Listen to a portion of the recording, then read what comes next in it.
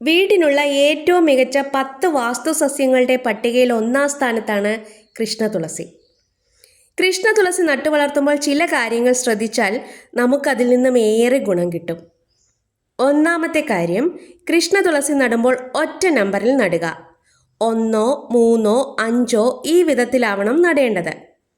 2. ചെടി നടാൻ ഏറ്റവും നല്ല സ്ഥലം കിഴക്കാണ്. വടക്ക് കിഴക്ക് ദിശയിലും തുളസി നടാം. 3. നല്ല സൂര്യപ്രകാശം കിട്ടുന്നിടത്താവണം തുളസി നടേണ്ടത്.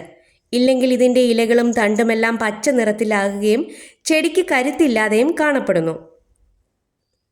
അടുത്തതായി ശ്രദ്ധിക്കേണ്ട കാര്യമാണ്, മുള്ളുള്ള ചെടികളുടെ കൂടെ തുളസി വളർത്താനേ പാടില്ല.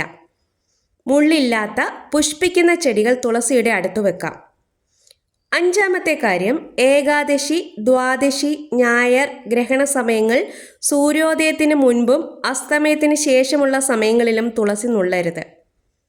വിഷ്ണുപ്രിയയായ തുളസീദേവിയും ഏകാദശി വ്രതം നോൽക്കുന്നതിനാൽ ആ ദിവസങ്ങളിൽ തുളസിയെ സ്പർശിക്കുക പോലും ചെയ്യരുത്. അടുത്തതായി, തുളസി ചെടി ഒരിക്കലും ഉണങ്ങിപ്പോകാൻ അനുവദിക്കരുത്. അഥവാ ഉണങ്ങിപ്പോയാൽ പെട്ടെന്ന് തന്നെ അത് പിഴുതുമാറ്റി അതേ സ്ഥാനത്ത് മറ്റൊരു തുളസി ചെടി നടുകയും വേണം.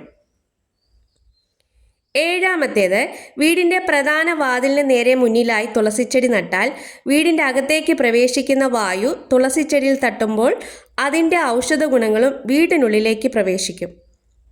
8. തുളസിച്ചെടി നിൽക്കുന്നിടം എപ്പോഴും വൃത്തിയായി സൂക്ഷിക്കണം.